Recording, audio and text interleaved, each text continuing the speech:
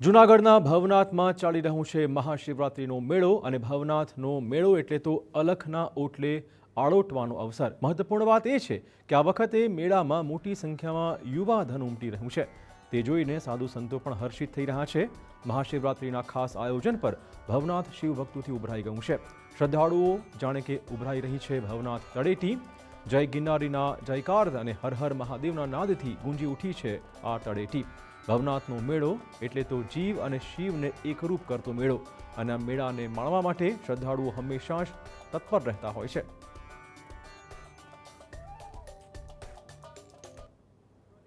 ઊંચો ગઢ ગિરનાર અને ત્યાં મહાશિવરાત્રિનો આ ભવ્ય મેળો 5મો દિવસ એટલે કે આ અંતિમ દિવસ છે અને આ અંતિમ દિવસે આખા આ ભવનાથ ક્ષેત્રની અંદર 7 થી 8 લાખ જેટલા શિવ ભક્તો છે તે અહીં આવી પહોંચ્યા છે અને તેઓ ભવનાથના દર્શન કરી ધન્યતા અનુભવી રહ્યા છે।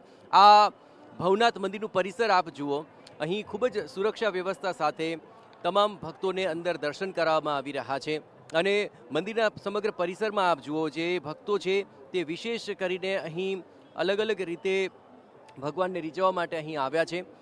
મંદિરનું આખું એ જે સુવર્ણમય આ શિખર છે અને આખું જે પરિસર છે તેને અદ્ભુત સાજ સજ્જા કરાવવામાં આવી છે અને હખડેઠઠ જે ભીડ છે તે આપ જોઈ શકશો, કારણ કે જે મુખ્ય રવેડીનો માર્ગ છે ત્યાં આપ જુઓ આ આખા માર્ગ ઉપર પણ મોટી સંખ્યાની અંદર શિવ ભક્તો આવી પહોંચ્યા છે। આપને પણ જણાવે કે અહીં સુરક્ષાને લઈને કુલ 5 ઝોનની અંદર સતત નજર રાખવામાં આવી રહી છે, જેમાં દામોદર કુંડથી લઈને રૂપાયતન, ગિરનાર, ભવનાથ ક્ષેત્ર અને સિટી ઝોન આ તમામ વિસ્તારની અંદર સુરક્ષા વ્યવસ્થા ચાલી રહી છે। જૂના અખાડાનું આ પરિસર તે સૌ કોઈના આકર્ષણનું કેન્દ્ર બની રહ્યું છે અને અહીં તમામ શિવ ભક્તો ભવનાથના દર્શન અત્યારે મહાશિવરાત્રિના અવસર ઉપર કરી રહ્યા છે।